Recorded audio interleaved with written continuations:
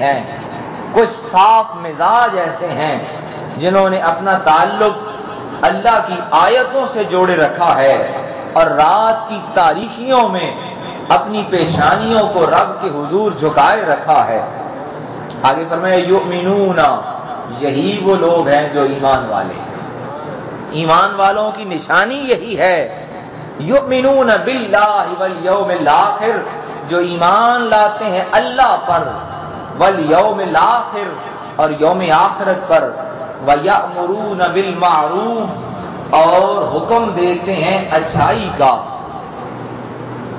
اہل ایمان کا خاصہ کیا ہوتا ہے کہ ایک تو وہ اللہ پر ایمان لاتا ہے، یوم آخرت پر ایمان لاتا ہے، اور اس کے بعد بندہ مومن کا خاصہ یہ ہوتا ہے کہ وہ صرف خود نیکی پر آمادہ نہیں ہوتا، خود نیکوکار نہیں ہوتا، بلکہ وہ نیکی کی دعوت دے رہا ہوتا ہے۔ ہر لمحے، ہر لحظہ، ہر آن، ہر جگہ پر نیکی کی دعوت دے رہا ہوتا ہے۔ وَيَأْمُرُونَ بِالْمَعْرُوفِ، قرآن مجید نے جیسے ہم پچھلی آیات میں پڑھ آئے ہیں، ہمیں سب سے بہترین امت اسی بنا پر قرار دیا ہے کہ تم نیکی کا حکم دینے والے، نیکی کی دعوت دینے والے۔ تو حاضرین محترم، ہمیں اس طرف دھیان دینا چاہیے کہ معاشرے میں ہمارا کردار کیسا ہے۔ قرآن بتاتا ہے کہ اہل ایمان کا کردار یہ ہے کہ ہمیشہ نیکی کی بات کرتے ہیں، اچھائی کی بات کرتے ہیں، اور ہم آج کیا کہتے ہیں، میاں اپنی نہ بیٹھ، تمہیں کسی دوسرے سے کیا ہے، حالانکہ یہ غلط ہے، ایسا نہیں ہے۔ حضور علیہ الصلوۃ والسلام نے فرمایا کئی ایسی بستیاں تباہ کر دی گئیں جن میں سینکڑوں کی تعداد میں عابد، عبادت گزار موجود تھے، زاہد، زہد اور تقوی والے موجود تھے، تباہ کر دی گئی۔ صحابہ نے پوچھا یا رسول اللہ ان کا کیا بنا؟ فرمایا ان کو بھی ان کے ساتھ تباہ کر دیا گیا۔ یا رسول اللہ وہ تو عبادت کر رہے تھے نا؟ فرمایا ان کی عبادت کس کام کی؟ جب وہ اپنے ساتھ، اپنے معاشرے سے، اپنے گھر سے، اپنے قبیلے سے کوئی ایک دو افراد کی اصلاح نہ کر سکے، ایک دو افراد کو آمادہ نہ کر سکے۔ تو عزیز محترم، ہماری نمازیں، ہماری عبادتیں توجہ کی طلبگار ہیں۔ کیا ہماری نمازیں، ہماری عبادتیں کم سے کم، حضور علیہ الصلوۃ والسلام فرماتے ہیں اپنے گھروں کو قبرستان مت بناؤ۔ صحابہ نے پوچھا یا رسول اللہ گھر ہوتے ہیں، زندہ لوگ رہ رہے ہوتے ہیں، قبرستان کیسے؟ فرمایا جہاں رب کی عبادت کا اہتمام نہ ہو وہاں مردے ہی رہتے ہیں،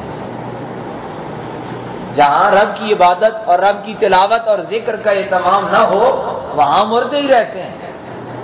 جہاں ذکر ہو، جہاں عبادت ہو، جہاں تلاوت ہو، وہاں تو زندگی ہوتی ہے، وہاں تو حیات ہوتی ہے۔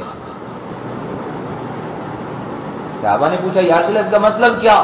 فرمایا اپنے گھر والوں کو آمادہ کرو تلاوت کے لیے، عبادت کے لیے، ذکر کے لیے آمادہ کرو، قائل کرو۔ کسی طریقے سے بھی اولاد کو سختی کے ساتھ، بزرگوں کو محبت کے ساتھ، اپنے ہم عمر بھائیوں کو رغبت کے ساتھ آمادہ کرو۔ اور اہل ایمان کا یہی خاصہ رہا ہے کہ جہاں بھی ہیں، جس حال میں بھی ہیں، دیکھیں نا برِ صغیر کی تاریخ دیکھیں کہ یہاں اسلام کیسے آیا ہے۔ لوگ تجارت کرنے آئے تھے، اپنا کاروبار کر رہے تھے، اپنا فائدہ ہے نا کاروبار کرنے میں، مگر انہوں نے اپنا فائدہ نہیں سوچا۔ اور مومن کا سب سے بڑا یہی تو خاصہ ہے کہ ذاتی فائدہ کم سوچتا ہے، سارے معاشرے کا، سارے انسانوں کا فائدہ سوچتا ہے۔ انہوں نے اپنے فائدے کے ساتھ ساتھ انسانوں کا بھلا بھی سوچا، اور آج اسلام ہم تک پہنچا ہے۔ قرآن بتاتا ہے وَيَأْمُرُونَ بِالْمَعْرُوفِ کہ اہل ایمان کا خاصہ یہ ہے، اہل ایمان کا ترہ امتیاز یہ ہے، اہل ایمان کا سٹیٹس یہ ہے کہ وہ نیکی کی دعوت دیتے ہیں. ہر وقت ہر جگہ پہ جہاں بھی ہیں، جس جگہ پہ ہیں، اچھائی کی، خیر کی، بھلائی کی، خیر خواہی کی دعوت دیتے ہیں. معروف نیکی کو کہتے ہیں، ہر اچھے عمل کو کہتے ہیں.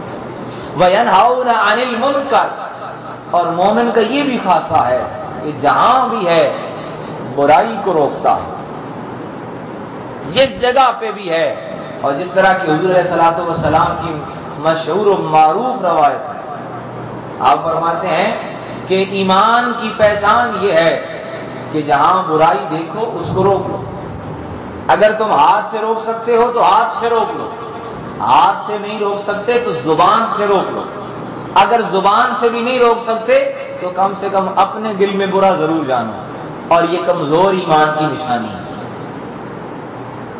پہلے تمہارا اپنا ایمان اتنا مضبوط ہونا چاہیے کہ چاہے تمہارا کوئی سگا ہے، چاہے کوئی تمہارا رشتہ دار ہے، چاہے قبیلے کا ہے، چاہے جو بھی ہے، غلط کام کر رہا ہے، گناہ کر رہا ہے، جرم کا ارتکاب کر رہا ہے، اور کسی بھی معاشرتی برائی کا شکار ہے، اخلاقی برائی کا شکار ہے، اس کو روکو. جہاں تک روک سکتے ہو روکو، زبان سے، ہاتھ سے. اور حضور فرماتے ہیں کہ اگر اتنا بھی نہیں کر سکتے نا کہ اسے زبان سے کہو کہ بھائی تم جھوٹ بول رہے ہو. اب ہم تو اس سے بھی کہیں نیچے گر چکے ہیں نا جی. ہم کسی کے جھوٹ کو جھوٹ نہیں کہہ سکتے، ہم تو ہر ایک کی ہاں میں لانے والے ہیں. جس نے جیسا کہا اس نے کہا ویسا ہی ٹھیک ہے.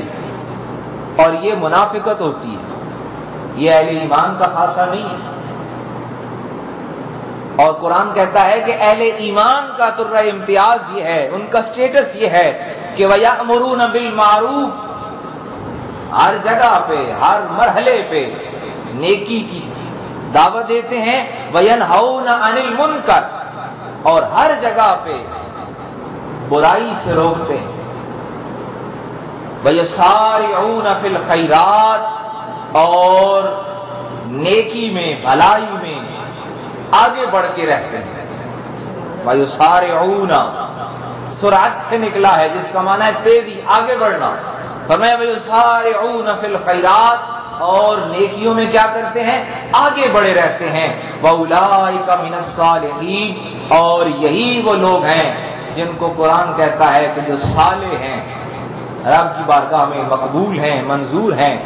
اللہ رب العزت کی بارگاہ میں دعا ہے کہ ہمیں ایمان لانے کے بعد نیکی کو پھیلانے اور برائی کو روکنے کی اللہ پاک ہمیں ہمت و توفیق عطا فرمائے.